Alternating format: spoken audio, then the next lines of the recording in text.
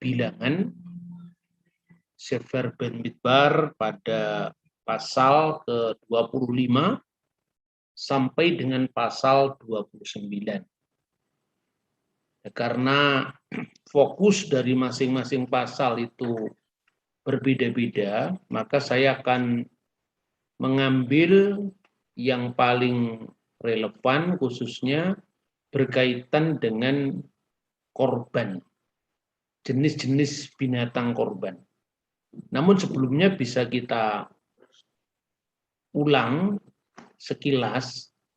Pada pertemuan yang ke-46 kita sudah berbicara tentang sosok Bileam bin Beor yang adalah seorang nabi dalam pandangan Yahudi, tetapi itu nabi untuk umat ha'olam, yang akhirnya dia jatuh ke dalam dosa, sehingga menurut catatan kitab suci, dia akhirnya mati dibunuh dalam peperangan dan dia mati di tangan orang Israel. Nah, pasal 25 itu berkisah tentang Israel yang menyembah Baal Peor, menyembah berhala. Jadi menurut catatan Yosefus, karena kematian Bileam itu di tangan orang Israel, maka menurut tradisi yang sangat tua, karena ditulis pada abad pertama Masehi, dan tentu Yosefus mendasarkan pada Torah lisan yang mungkin didengarnya dari orang-orang Parisi, di mana dia menganut sekte itu.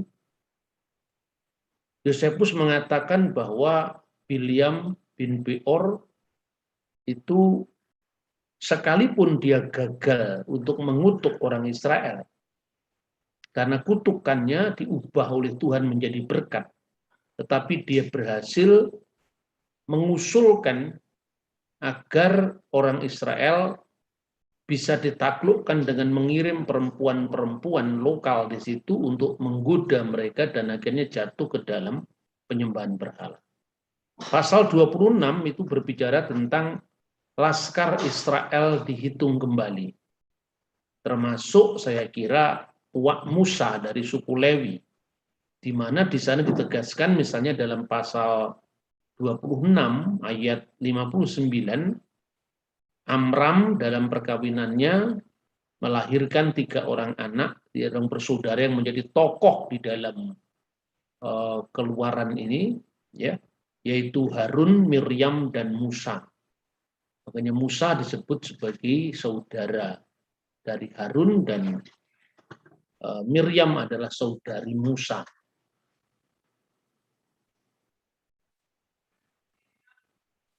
Nah, kemudian saudara-saudara, mengapa Laskar itu dihitung kembali?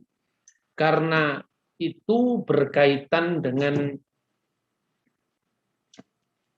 pembagian tanah pusaka. Jadi sebelum mereka memasuki tanah perjanjian, itu sudah disiapkan. Lalu pasal 27 itu berbicara tentang hak waris perempuan. Di sanalah kemudian Musa menerima sebuah hukum yang akhirnya dijadikan rujukan bagi bangsa Israel pada masa kemudian.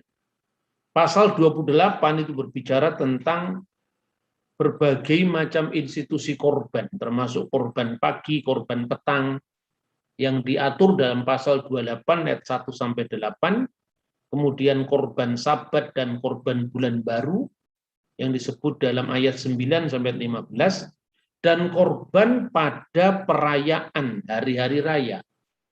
Yang disebutkan di sana misalnya perayaan Paskah, yaitu pada pasal 28 ayat 16, di mana pada hari ke-14 bulan pertama. Nah, salah satu kesulitan dalam menelaah Alkitab itu karena Alkitab itu buku dari berbagai zaman, maka tentu di situ ada perubahan nama-nama bulan, sistem kalender, itu yang menyulitkan dibandingkan kalau Anda belajar Al-Quran, karena Al-Quran itu cuma berbicara dari kitab yang muncul dari satu zaman, satu bahasa, satu sistem kalender, sehingga itu tidak sulit. Tapi ketika membaca Alkitab misalnya Paskah ya, pada bulan pertama itu pada masa Musa namanya adalah bulan Etanim. Nah, setelah pembuangan dari Babel nanti disebut bulan Nisan, itu setelah pembuangan dari Babel. Bulan ketujuh pada zaman Musa namanya adalah bulan Abib. Nanti pada masa setelah pulang dari Babel namanya bulan Tisri misalnya. Padahal bulan Nisan dan Tisri ini sangat penting.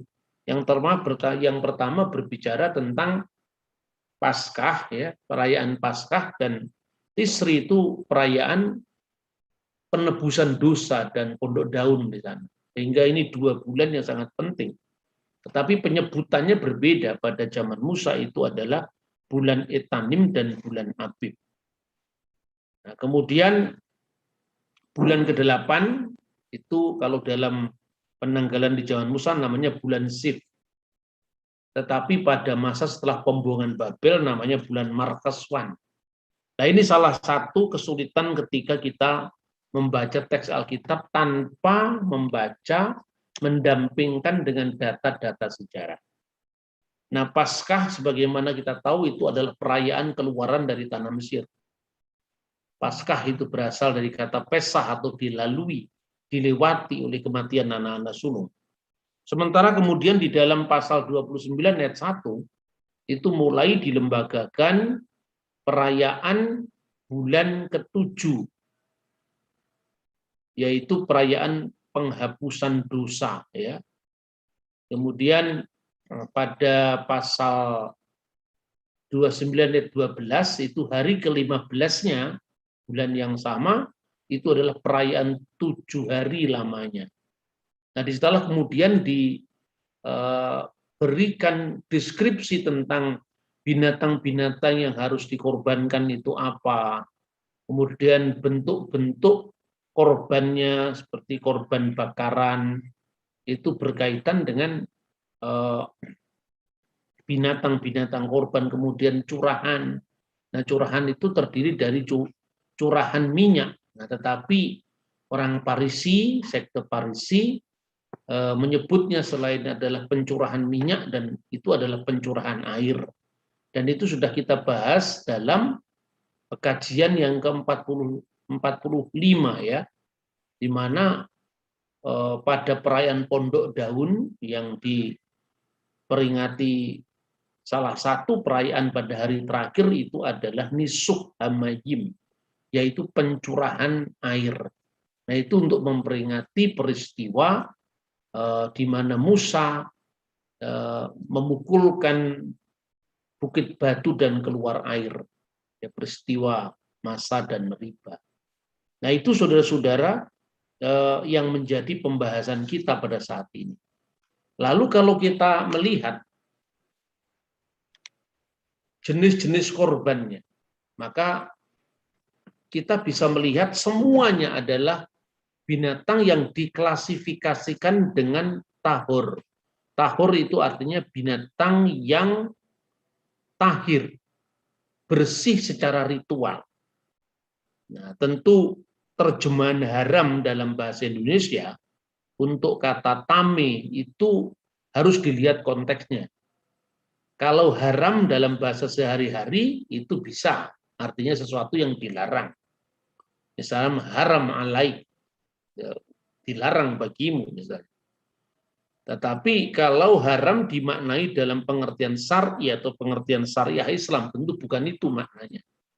Haram dalam pengertian syariah itu sesuatu yang dilarang dikerjakan, apabila dikerjakan atau dilaksanakan itu dia dosa, apabila dilakukan mendapat pahala. Lawannya adalah wajib, apabila dilakukan mendapat pahala, apabila tidak dilakukan adalah dosa. Dan ini klasifikasi yang tidak ada di dalam Yudaisme dan di dalam kekristenan. Maka di dalam konteks ini kita melihat apa makna tahor dan tame.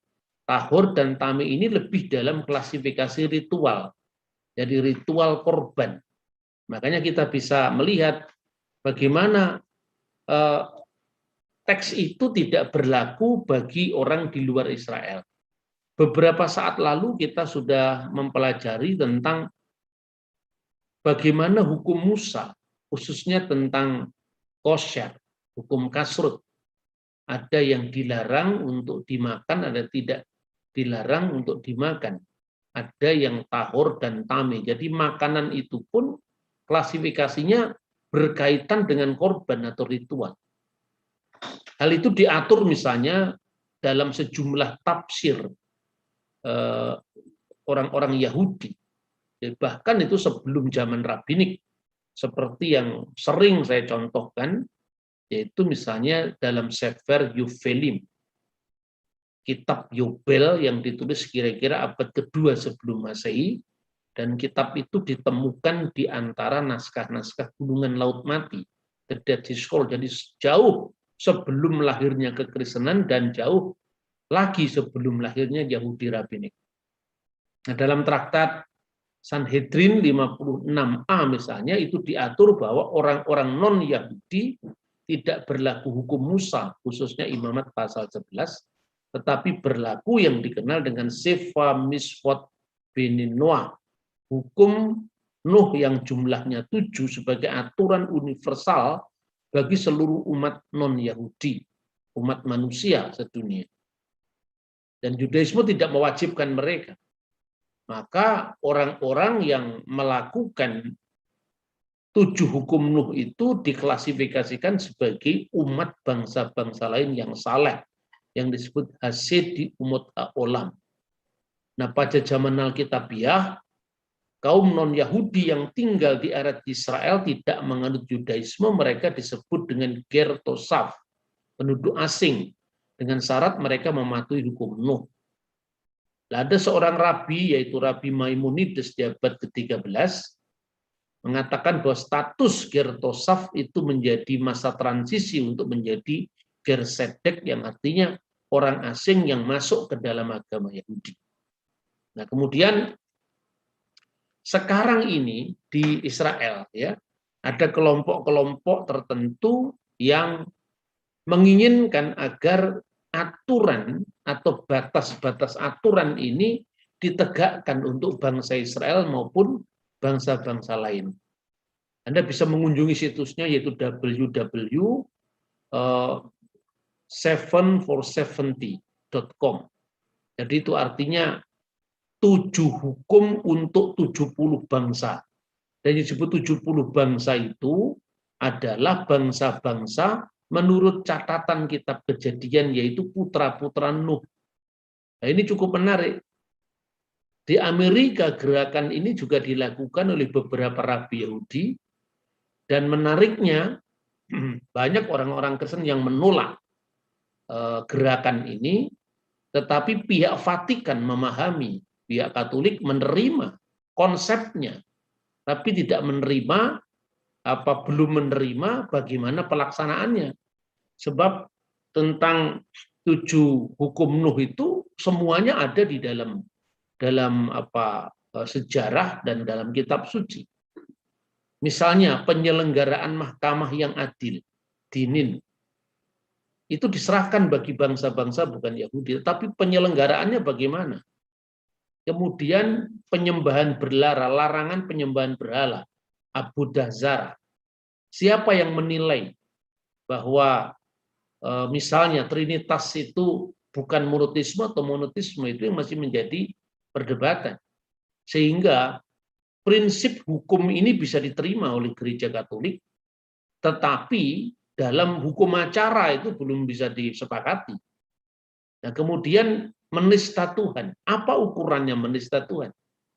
Kristus sendiri dihukum mati pada masa pemerintahan Pontius Pilatus. Salah satu tuduhan yang diajukan Sanhedrin, mahkamah agama, adalah dia menista atau penodaan agama yang disebut dengan kelilat Hashem, menghina Tuhan, atau eufemismenya adalah birkat Hashem. Lalu gilui arayot, imoralitas seksual. Ini hukum yang bersifat universal. Tentu lebih mudah cara menegakkannya. Lalu pertumpahan darah, sefikut damim, ini juga lebih mudah karena ini termasuk hukum yang diklasifikasikan sebagai hukum universal, hukum yang logis. Semua bangsa, semua agama, semua sistem hukum saya kira sepakat. Kemudian gesel, perampokan, ini bagian dari apa yang dikenal ikhtiram al-insan, penghormatan pada manusia. Maka tentu tidak ada pertumpahan darah, tidak ada perampokan. Dan yang ketujuh adalah makan binatang yang ada darahnya. BFR min hakai. Dan itu aturan yang diambil dari kitab Kejadian pasal 9. Nah, menariknya di dalam gerakan yang dilakukan oleh orang-orang Yahudi itu diterjemahkan dalam berbagai macam bahasa, termasuk bahasa Arab. Ini salah satunya ya, Sifa Misfot Beni Noah itu diterjemahkan dalam bahasa Arab Sab'ah wasaya abna Nuh, yang dikenal dengan at-tariqu ila salamil hakiki, jalan menuju kepada perdamaian yang sejati. Nah, itu diterjemahkan di dalam bahasa Arab misalnya, tapi urutannya berbeda di sini ya. Dalam tulisan yang berhuruf kuning itu adalah seorang rabi yang menganjurkan itu di Israel, perjuangan yang luar biasa, dan itu salah satunya diperjuangkan oleh kelompok yang namanya Chabad. Misalnya al-iman bi ilahin wahid, iman kepada Allah yang esa, wala dan tidak ibadatul asnam, tidak beribadah kepada berhala. Ini terjemahan dari Abu Dahzarah. Yang kedua,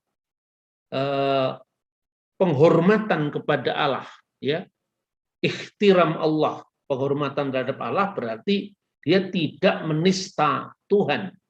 Lalu ikhtiram al-insan, penghormatan pada manusia, termasuk itu adalah dilarang melakukan pertumpahan darah atau membunuh, merampok dan seterusnya.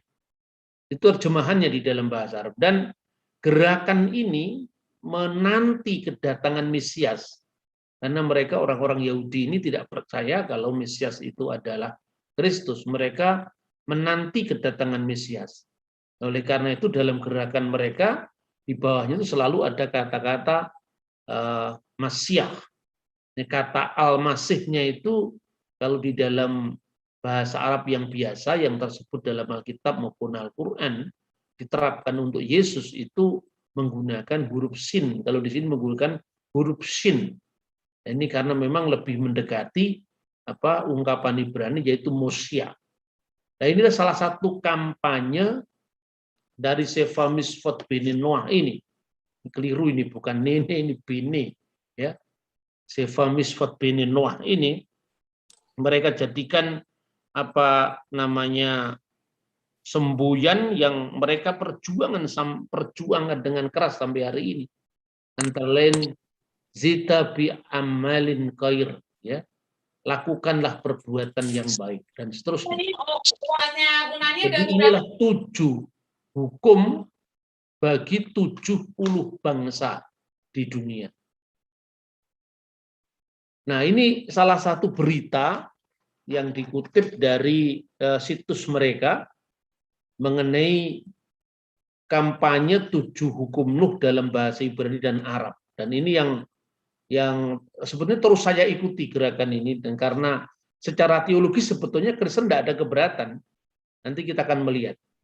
Jadi kesadaran akan Sefa Misfot Beni Noah diulah dari Rabi Lubavitch itu yang ada di gambar itu yang terkenal sekali, dan Mosyah kadang digantung di kota Arab Kalan Sawa di Saron dekat kota Taibeh di bawah judul Hasidut Kalan Sawa dan dengan logo Hasidut Chabad.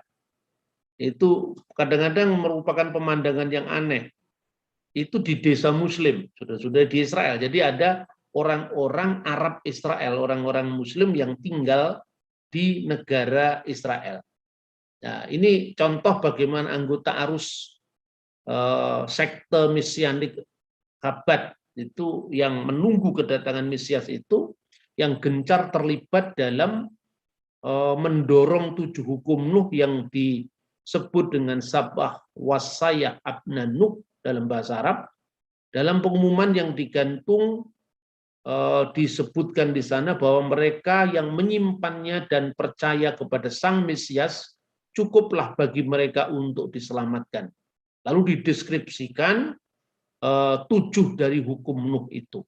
Di mana nanti di akhir dari statementnya itu orang non-Yahudi apabila melaksanakan itu, maka itu menjadi jalan keluar bagi perdamaian menuju pada perdamaian yang hakiki. Jadi artinya kenapa saya ngutip pers modern ini, dan ini rame di Israel sekitar tahun 2018 yang lalu, karena ini menjadi satu bukti bahwa penafsiran Alkitab, khususnya Perjanjian Baru, yang dilepaskan dari akar keyahudian, sekalipun Yahudi itu tentu dilihat zamannya, apakah itu Yahudi rabbinik sejauh mana dia bisa diterima dalam tafsiran-tafsiran mereka, mana yang merupakan reaksi terhadap kekristenan, mana yang menyimpan dan melestarikan tradisi lisan yang cukup lama yang dijumpai dalam Yudaisme yang lebih tua, misalnya di Qumran, misalnya Yudaisme Helenik yang menerjemahkan Septuaginta dan seterusnya.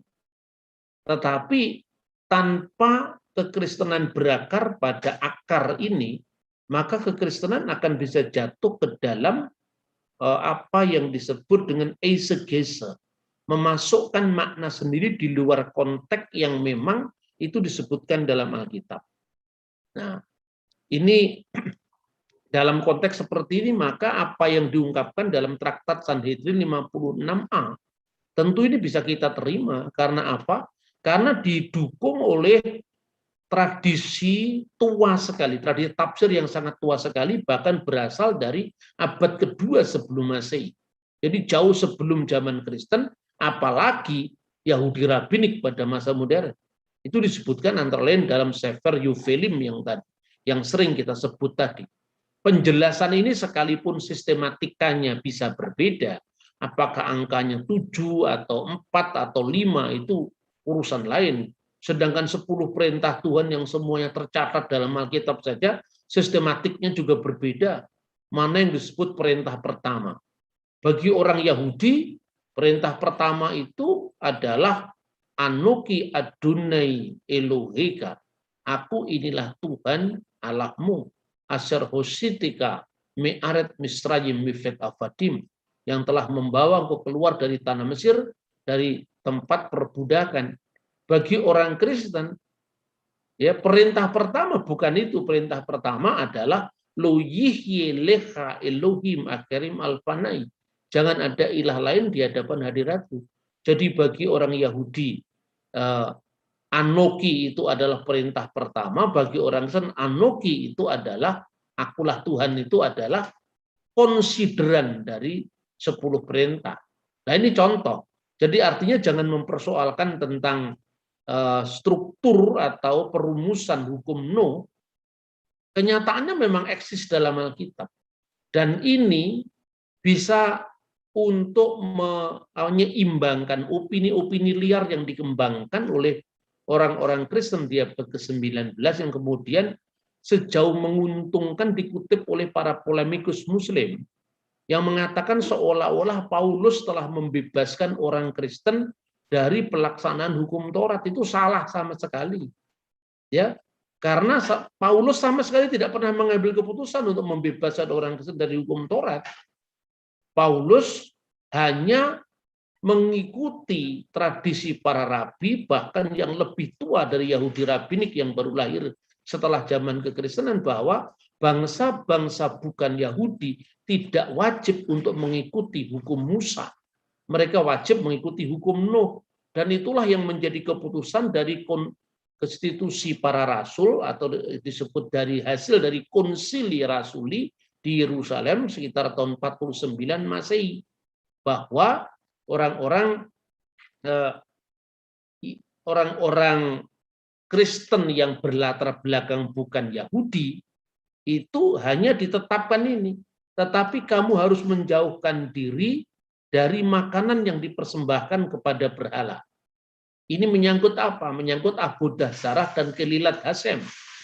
Dan dari darah, ya, dari pertumpahan darah, dari daging binatang yang mati dicekik, ya, binatang yang masih bernyawa tadi, ada darahnya, dari percabulan, ya. Ketika kamu menjaga dirimu dari hal-hal ini, itu baik, tetaplah teguh dalam Tuhan kita. Itu adalah ungkapan di dalam Kisah Rasul pasal 15 ayat 29. Jadi tidak pernah ada Paulus membebaskan orang Kristen Yahudi dari hukum Taurat. Yang dibebaskan adalah, dan memang sejak dulu dan sampai sekarang bebas, itu orang bukan Yahudi. Maka dalam Alkitab ada rasul bagi orang-orang yang bersunat dan rasul bagi orang-orang yang tidak bersunat. Rasul bagi orang-orang yang bersunat itu ya seperti Yakobus misalnya, tetap memberlakukan sunat kepada orang Kristen berlatar belakang Yahudi, tetap memelihara kosher bagi orang Kristen bukan Yahudi. Tetapi bagi orang Kristen bukan Yahudi tidak pernah ada dibebaskan, memang sejak dulu memang sudah bebas, sampai sekarang pun bebas. Ini yang perlu disampaikan. Bahkan menurut ensiklopedia Yahudi, Jewish Encyclopedia, di sana ada pengakuan bagi Kisah Rasul pasal 15 ayat 20 dan 29 adalah hukum Nuh. Artinya apa? Orang Yahudi yang paling ekstrim menolak kekristenan pun mengakui bahwa Kisah Rasul pasal 15 ayat 20 dan 29 itu sejalan dengan hukum Nuh dalam perumusan rabi-rabi mereka. Ini saya kopikan halaman dari ensiklopedia Yahudi, ya, Jewish Encyclopedia, yang berbicara setelah dia menguraikan hukum Sinai, kemudian diuraikan tentang 7 hukum Nuh. Nah, ini jelas sekali bahwa orang Kristen tidak mengarang-arang. Jadi kalau dikatakan misalnya apa buktinya Paulus melanggar Taurat, itu Paulus melarang sunat lah. Yang dilarang sunat itu Titus kok. Titus memang orang bukan Yahudi. Sejak kapan orang bukan Yahudi diwajibkan sunat? Nggak ada kewajiban untuk itu. Lihat hukum Nuh, nggak ada. Tapi Timotius menyunatkan Timotius karena Timotius orang Yahudi, ibunya orang Yahudi. Jadi harus ada gerakan yang terus-menerus kita sampaikan menjawab fitnah bahwa gereja adalah ciptaan Paulus. Kita tunjukkan semua by data, tidak sekedar halusinasi atau ungkapan-ungkapan yang sifatnya hanya kira-kira atau sekedar lamunan yang tidak memiliki bukti historis. Nah, saya berikan contoh. Jadi kalau orang Yahudi itu korbannya adalah domba dan sapi, maka orang non-Yahudi korbannya salah satunya unta dan babi. Dan itu diakui dalam, misalnya contohnya ya, ini adalah prasasti Bileam bin Beor. Dalam Alkitab ya disebutkan bahwa Bileam ini, kajian kita minggu lalu, telah diubah kutuknya menjadi berkat bagi Israel. Bahkan dari mulut Bileam bin Beor itu ada nubuatan tentang Mesias yang akan muncul dari Yehuda misalnya. Tetapi ungkapan-ungkapan tentang Bileam bin Beor itu ditemukan ternyata dalam prasasti Der'ala. Dan prasasti itu benar membenarkan kitab suci bahwa Bileam adalah seorang pelihat, dan kata pelihat itu dalam bahasa Ibrani ro'eh, dan ro'eh itu salah satu yang diterjemahkan dengan nabi. Maka disebut di sini Bileam disebut sebagai Is Hoseh Elohinhu. Dia adalah, Elohim itu bahasa Aram ya, Elohim itu bahasa Ibrani. Dia adalah seorang pelihat ilahi. Maka dalam tradisi Yahudi, tradisi para rabi, Bileam itu dianggap seorang nabi bagi bangsa-bangsa bukan Yahudi, yang jumlahnya hanya terbatas 7 orang saja. Ya, Gemara mengajukan keberatan dari berita lainnya terhadap gagasan bahwa Ayub adalah seorang Yahudi. Lalu dia sebutkan 7 nabi non-Yahudi yang disebut nabi bagi umat haolam, umat bangsa-bangsa, yaitu Bileam dan ayahnya Beor, 3 Ayub, 4 Elifas orang Teman, 5 Bildad orang Suhi, 6 Zuhar orang Naama, dan 7 Elihu bin Barahai orang Busi, yang menunjukkan bahwa Ayub bukan orang Yahudi. Nah, ini contoh tentang pengakuan adanya lembaga kenabian di luar Israel, tetapi dibatasi hanya 7. Dan nabi terakhir bagi orang-orang bukan Israel itu adalah Bilyam bin Beor yang jatuh tadi. Sehingga otomatis kenabiannya hilang karena dia mati terbunuh di tangan orang Israel. Dan tetapi sekalipun demikian Tuhan itu membuktikan bahwa bimbingan ilahi tidak hanya terbatas bagi Bani Israel, tapi juga di luar itu. Refleksi ini yang diteruskan oleh bapak-bapak gereja, misalnya Clement dari Alexandria, di mana menyebut bahwa filsafat Yunani itu adalah merupakan preparatio evangelika, persiapan kepada Injil. Sebab mereka yang tidak pernah mengenal perjanjian lama, ya tentu mereka akan mendengar kearifan-kearifan bangsanya yang akhirnya menerima Sang Mesias, dan Mesiasnya dari Yahudi. Karena Yesus jelas-jelas menegaskan keselamatan itu datang dari bangsa Yahudi.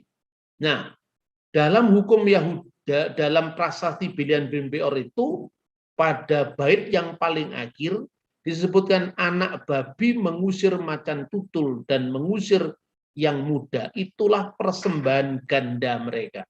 Perhatikan, di dalam tradisi non-Yahudi, orang mempersembahkan babi sebagai persembahan, dan bandingkan di situ ada binatang-binatang yang jelas di situ terklasifikasi sebagai tami, misalnya ada kelinci, ya, ada burung hantu, ada burung elang, yang jelas itu membuktikan bahwa dalam tradisi bukan Yahudi, Tuhan mengizinkan mereka melakukan apa yang sesuai dengan kearifan lokal mereka, dan situasi Israel tidak bisa dipaksakan bagi bangsa bukan Yahudi. Nah, untuk itu kita bisa memahami ya bagaimana penuturan Philo. Philo itu seorang filosof Yahudi yang hidup melahir kira-kira tahun 20 sebelum Masehi dan meninggal tahun 50 setelah Masehi. Tapi sebelum kita melihat Philo, kita akan melihat dulu apa yang diklasifikasikan 3 klasifikasi hukum dalam Yudaisme. Yang pertama itu adalah hukim. Hukim itu hukum yang tidak bisa kita mengerti alasannya, tapi harus dilakukan. Mengapa dilakukan? Karena Tuhan berkata demikian. Misalnya, menurut klasifikasi Yahudi, ini para rabi yang nulis ini, bukan saya, kosher adalah salah satu hukum. Kosher itu makanan yang dilarang dan makanan yang diperbolehkan. Kita tidak benar-benar tahu akar masalahnya apa. Meskipun para rabi telah memperdebatkan pertanyaan itu selama ribuan tahun. Misalnya itu tadi, makan babi. Kenapa? Tidak ada alasannya itu dilarang. Pokoknya jangan dimakan, selesai. Ya. Kemudian yang kedua itu adalah edut. Edut itu artinya hukum persaksian atau memorial law. Misalnya Sabat. Mengapa Sabat dilakukan? Karena itu memorial. Tuhan menciptakan langit dan bumi ini dalam 6 hari, dan pada hari yang terakhir Tuhan dimuliakan. Artinya berhenti dalam kegiatan mencipta itu. Begitu juga itu untuk mengingat kisah Keluaran. Sabat itu disebutkan dalam Ulangan pasal 5 ayat 15. Lalu Paskah dan larangan makan daging yang menutupi pangkal paha. Kenapa ya? Karena untuk memperingati peristiwa Yakub dalam Kejadian pasal 33-32.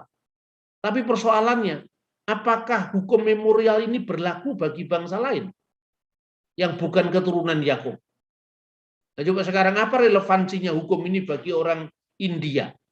Orang India lebih terkait dengan sejarah mereka tentang Ramayana, Mahabharata, kan begitu kan? Jadi kalau misalnya Sri Krishna itu kakinya kecekluk di Sungai Gangga. Kemudian orang India memperingati bagaimana jangan makan binatang yang terkait dengan kaki. Misalnya itu karena memperingati Sri Krishna, itu kan hanya berlaku bagi baktanya Krishna di India, ada urusannya dengan Israel. Jadi hukum itu selain bersifat memorial karena berkaitan dengan bangsa tertentu, tetapi itu belum tentu berlaku bagi bangsa lain. Bagi orang Indonesia, kita memiliki tradisi memasang janur kuning. Nah, janur kuning itu kan budaya kita yang ada di Pulau Kelapa, artinya nyur melambai. Di negara Arab kan nggak ada itu yang namanya nyur melambai, tidak ada. Makanya hanya yang mengerti filosofi janur kuning 17 Agustus sampai Kupat, itu kan hanya orang yang mengerti hidupnya, lingkungannya penuh dengan pohon kelapa kan gitu kan. Ketika Kiai Ibrahim Tunggul Wulung sebelum perjamuan kudus di gereja Jawa, seorang harus memakan kupat. Nah ini kontekstual kan. Kupat itu artinya apa? Kata Kiai Tunggul Wulung, ngaku lepat. Jadi sebelum kamu mengaku salah, mengampuni saudara-saudaramu, kamu jangan mengambil perjamuan suci tubuh dan darah Kristus ini. Bagi orang Jawa pada zamannya, pada abad ke-19, itu sangat sangat mantap diingatkan dengan simbol kupat itu ngaku lepat misalnya. Itu yang dilakukan oleh Kiai Tunggul Wulung, Kiai Sadrah misalnya. Dan ini tentu simbol seperti ini ya hanya dipahami sebagai edutnya orang Jawa, Kristen Jawa kan itu kan. Kemudian dilarang memasak daging dengan susu induknya misalnya. Nah itu sebetulnya konteksnya apa? Sehingga bangsa Israel itu diberikan hukum itu karena waktu itu orang-orang Kanaan itu menyembah kesuburan. Maka memasak daging bersama susunya itu dilakukan oleh bangsa-bangsa tetangga yang menyembah berhala. Dan Musa memberikan hukum itu agar identitas Israel bisa dibedakan dengan bangsa Kanaan yang menyembah berhala, khususnya Dewi Kesuburan, di mana daging dan susu itu melambangkan kesuburan tadi. Jadi ini sebetulnya sebuah penegasan identitas Israel di antara bangsa-bangsa lain, sehingga bangsa ini kudus, disendirikan, dikhususkan dari bangsa lain. Nah yang begini sifatnya adalah edut. Edut itu artinya hanya berlaku bagi yang bersangkutan. Nah yang terakhir itu yang namanya mispatim. Mispatim itu hukum yang logis, sifatnya universal untuk seluruh umat manusia. Misalnya jangan membunuh, ya, itu tersebut di dalam Kejadian pasal 9 ayat 7 sebagai salah satu pilar dari hukum Nuh. Kenapa kita dilarang melakukan pertumpahan darah? Karena semua manusia, baik Yahudi, bukan Yahudi, Kristen atau bukan Kristen, itu diciptakan menurut gambar dan rupa Allah. Lalu mispatim yang masuk dalam hukum Nuh ini juga berlaku bagi orang Yahudi. Makanya di dalam Keluaran pasal 20 ayat 13, Ulangan pasal 5 ayat 17, bagian dari asyeret hadivarim itu adalah jangan membunuh. Ini mispatim. Kalau yang begini di KUHP juga ada. Ini hukum yang sifatnya logis. Nah, non-Yahudi diharapkan untuk menciptakan hukum yang sama untuk masyarakat mereka.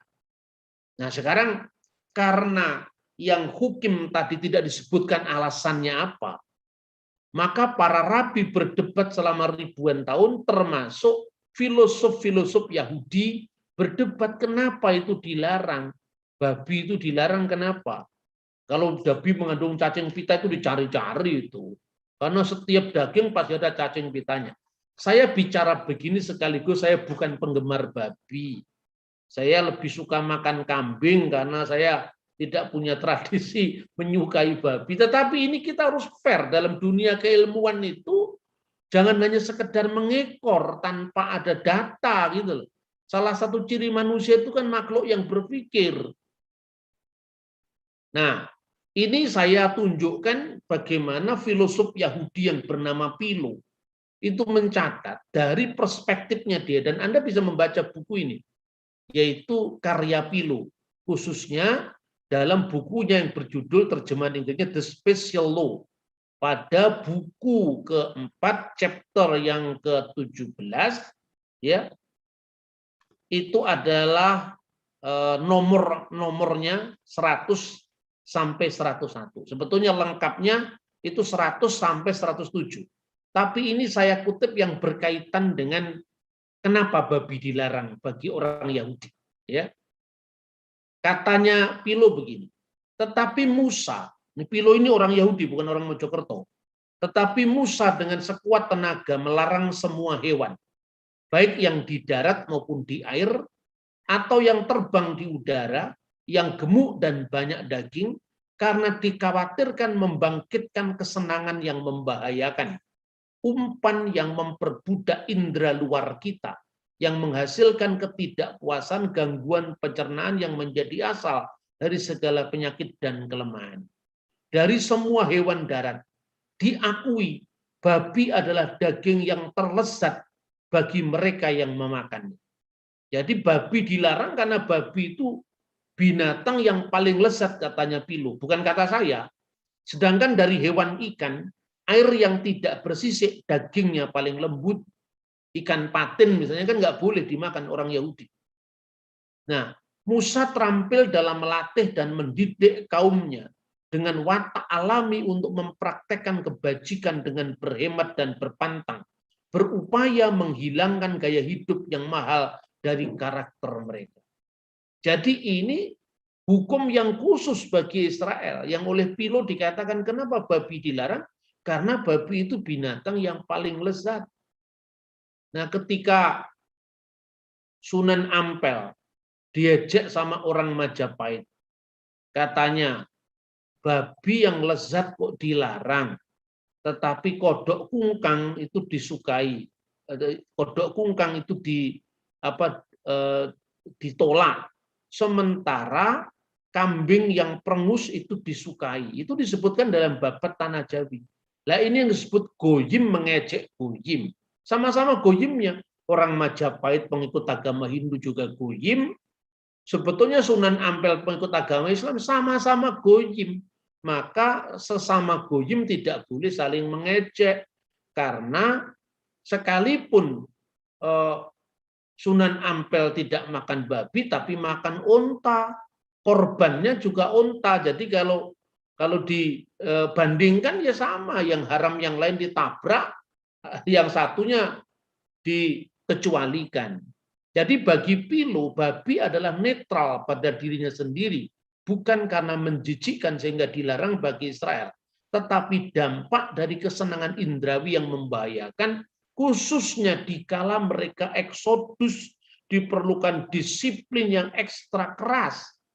Coba bayangkan berapa kali orang Yahudi bersungut-sungut hanya karena tidak dapat air.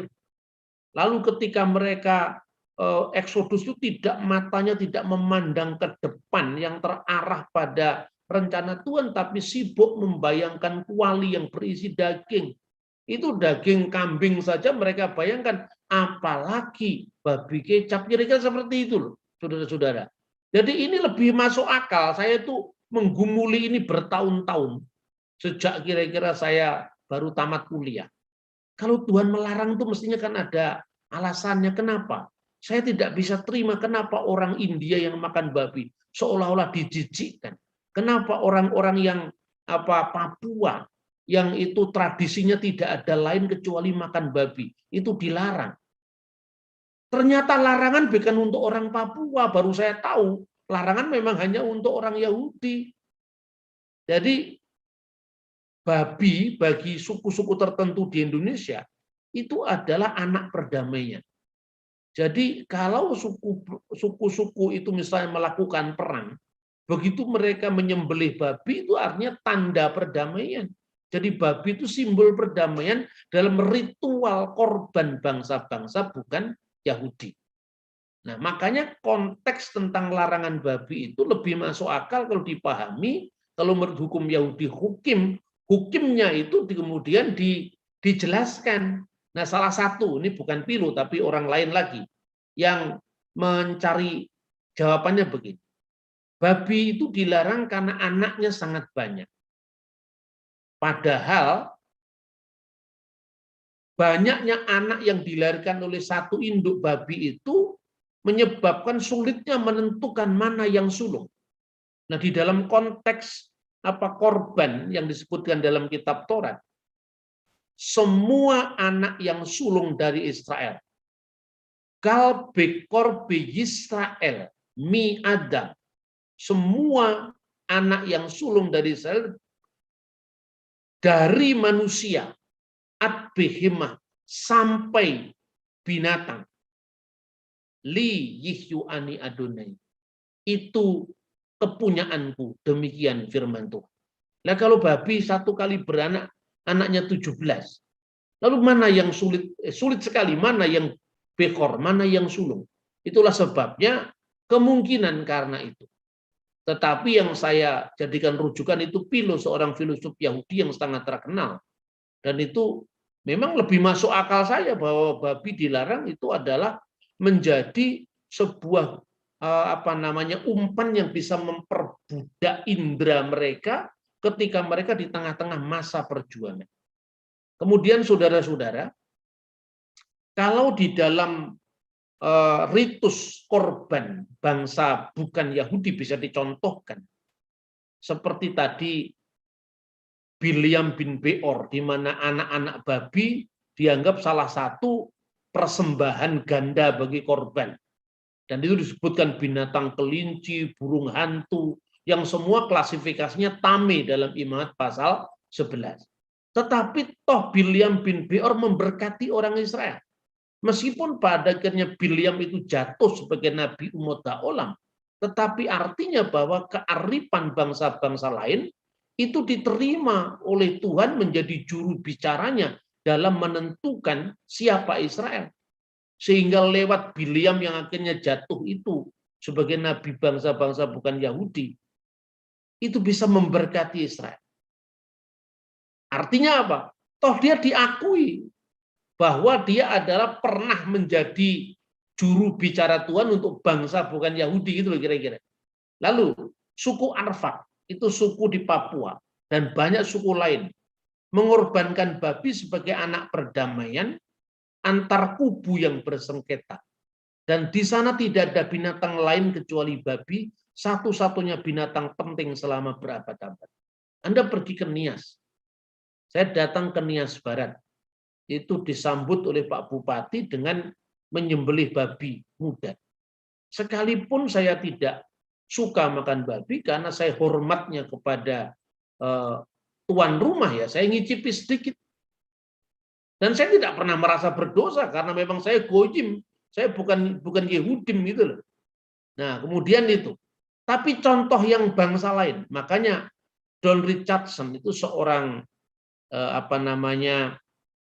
penginjil yang sangat terkenal, yang pernah melayani di Papua, melihat bagaimana kehidupan orang Papua dan simbol babi tadi, sampai dia menulis buku yang berjudul Anak Perdamaian. Bukunya sudah terbit, Anda bisa beli. Kalau tidak salah diterbitkan di Bandung. Penerbit di Bandung yang terkenal. Ya, kemudian bisa dibandingkan sekarang binatang yang tidak kosher, binatang yang tame, juga dijadikan binatang sebagai binatang korban oleh kakeknya Kanjeng Nabi Muhammad dalam ajaran Islam. Misalnya Anda bisa membaca Sirah Nabawiyah Ibnu Hisham. Jadi Sirah Nabawiyah itu menceritakan tentang masa pra-Islam. Ketika kakeknya Nabi Muhammad, Nabi umat Islam. Ya, karena Abdul Muthalib itu bapaknya Abdullah, Abdullah itu bapaknya Nabi Muhammad.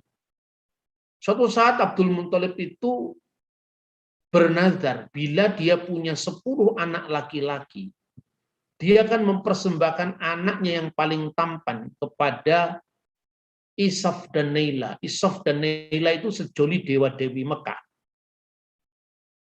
Nazarnya itu terkabul. Abdul Muthalib hendak mempersembahkan Abdullah. Tatkala dia mau menyembelih Abdullah, tiba-tiba orang Quraisy pada datang menegurnya. Hai Abdul Muthalib, apa yang kamu lakukan untuk anakmu? Saya sudah bernazar kepada Ishaq dan Nailah. Tolong tunda dulu dan mintalah nasihat kepada seorang kahinah di Taif. Lalu dimintakan seorang kahinah. Kahinah itu imam perempuan di Taif. Kemudian diberi nasihat. Coba kamu buat undian. Nanti kalau dalam undian itu keluar nama onta, ya sudah kamu sembelih 10 onta sebagai tebusan dia. Tapi kalau nanti keluar nama Abdullah, kamu sembelih onta 10 sebagai gantinya. Kalau nanti keluar lagi nama Abdullah, sembelih lagi 10 onta sebagai tebusannya. Kalau yang kemudian kamu undi keluar lagi Abdullah, sembelih lagi 10 onta sebagai tebusannya. Sampai 10 kali. Akhirnya disembelihlah 100 onta sebagai tebusan bagi Abdullah dari pengorbanan penyembelihan akibat nadar bapaknya tadi. Apa artinya kisah ini? Kisah ini sejajar dengan orang Papua mempersembahkan anak babi. Sama-sama binatang yang tidak kosher. Sama-sama binatang yang tidak memenuhi syarat sebagai korban Musa. Artinya korban dalam kitab Taurat. Coba kita baca apa yang harus dikorbankan di dalam perayaan Paskah, apa yang harus dikorbankan misalnya dalam perayaan penebusan dosa. Tidak ada di sana onta, tidak ada di sana babi. Itu menunjukkan bahwa babi dan onta dan kelinci itu bukan, dan lain-lain pelanduk, itu bukan binatang yang memenuhi syarat ritual korban bagi Bani Israel. Tapi bagi Bani Quraisy yang Arab memenuhi syarat. Buktinya apa? Kakeknya Kanjeng Nabi itu korbannya onta. Buktinya orang Papua korbannya babi. Lah pertanyaannya, apakah orang Arab Quraisy, suku yang melahirkan Kanjeng Nabi, bukan dianggap makhluk Tuhan, bukan dikasih Tuhan, bukan makhluknya Sang Pencipta karena korbannya babi? Apakah orang Papua bukan makhluk Tuhan karena korbannya onta, Kalau orang Quraisy korbannya onta. Atau orang Papua bukan makhluk Tuhan karena korbannya babi? Kan tidak seperti itu. Maka kita mesti membacanya dengan memilah-milah, kan? Nah, sekarang saya berikan contoh. Bagaimana ketika korban pada bulan ke-7, pasal 29. Pada bulan yang ke-7, pada tanggal 1 bulan itu, haruslah kamu mengadakan pertemuan kudus. Maka tidak boleh kamu melakukan sesuatu perbuatan berat. Itulah peniupan serunai bagimu. Pada waktu itu haruslah kamu mengolah sebagai korban bakaran menjadi bau yang menyenangkan bagi Tuhan, seekor lembu jantan muda, seekor domba jantan, 7 ekor domba berumur setahun yang tidak bercela. Juga sebagai korban sajiannya tepung yang terbaik, diolah dengan minyak, yakni 3/10 eva untuk lembu jantan itu, 2/10 eva untuk domba jantan itu, dan 1/10 eva untuk setiap domba dari ke-7 ekor domba itu, dan seekor kambing jantan sebagai korban penghapus dosa untuk mengadakan perdamaian bagimu. Selain dari korban bakaran bulan baru serta dengan korban sajiannya dan korban bakaran yang tetap serta dengan korban sajiannya dan korban curahannya sesuai dengan peraturan menjadi bau yang menyenangkan suatu korban api-apian bagi Tuhan. Pada hari yang ke-10 bulan yang ke-7 itu haruslah kamu mengadakan pertemuan yang kudus dan merendahkan dirimu dengan berpuasa, maka tidak boleh kamu melakukan sesuatu perbuatan. Pada waktu itu haruslah kamu mempersembahkan sebagai korban bakaran kepada Tuhan sebagai bau yang menyenangkan seekor lembu jantan muda, seekor domba jantan, 7 ekor domba berumur setahun, haruslah tidak bercela semuanya itu, juga sebagai korban sajiannya tepung yang terbaik, diolah dengan minyak, yakni 3/10 eva dengan lembu jantan dan 10 eva untuk domba jantan dan seekor itu, 1/10 eva untuk setiap domba dari ketujuh ekor domba itu, dan seekor kambing jantan sebagai korban penghapus dosa, selain daripada korban penghapus dosa, pembawa perdamaian dan korban bakaran yang tetap serta dengan korban sajiannya dan korban curahannya, dan seterusnya. Tidak ada unta di situ. Jadi ketika Anda membaca korban unta itu bukan tradisi Musa, bukan tradisi Taurat, bukan tradisi Mazmur, bukan tradisi Yahudi, itu adalah tradisi Goyim, tradisi bangsa bukan Yahudi. Sama dengan babi juga tradisi bangsa bukan Yahudi. Tetapi dari babi makhluk Tuhan yang paling enak itu dimakan, itu dijadikan satu-satunya korban perdamaian bagi orang Papua yang adalah juga makhluk Tuhan, orang Arab yang punya keturunan Abdul Muthalib punya anak namanya Abdullah, nama Abdullah kemudian ngantos lumuripun Kanjeng Nabi Muhammad Shallallahu Alaihi Wasallam, semua itu adalah makhluk Tuhan. Jadi artinya salah kalau kita membenci para pemakan babi di Bali, para pemakan babi di Papua. Ingatlah kamu juga makan onta, sama-sama tidak kosher menurut hukum Musa. Jadi inilah inti daripada gerakan 7 hukum Nuh bagi 70 bangsa-bangsa di dunia. Nah, terakhir sekarang, Abraham apa melanggar hukum Taurat? Coba perhatikan sekarang. Ini salah satu hukum yang sesungguhnya diberikan kepada Musa. Lo tefasel gedi behalef imo. Janganlah kau masak anak kambing dalam susu induknya. Keluaran 23 ayat 19. Berarti kalau Anda pergi ke Israel sekarang, kalau ada KFC yang berwarna biru, itu labelnya kosher.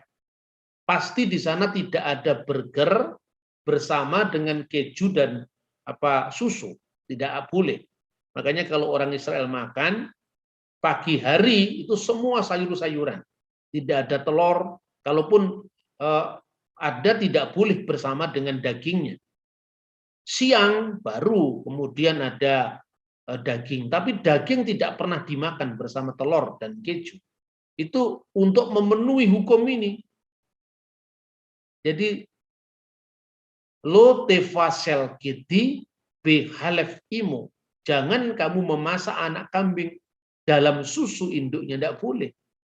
Tapi coba perhatikan, ketika Abraham itu mempersembahkan 3 tamunya yang ternyata itu adalah malaikat yang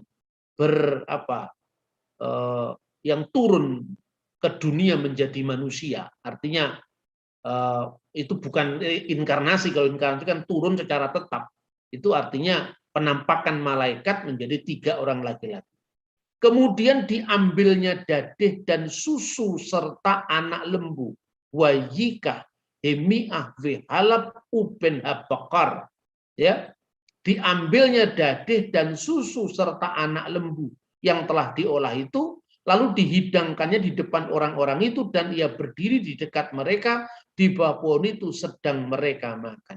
Loh, kok Nabi Ibrahim kok makan sesuatu yang tidak kosher ini? Kan itu disuguhkan kepada tamunya, ya. Tapi dia masak juga. Dan memang apakah itu melanggar hukum Musa? Lah Musa belum lahir, apa yang dilanggar?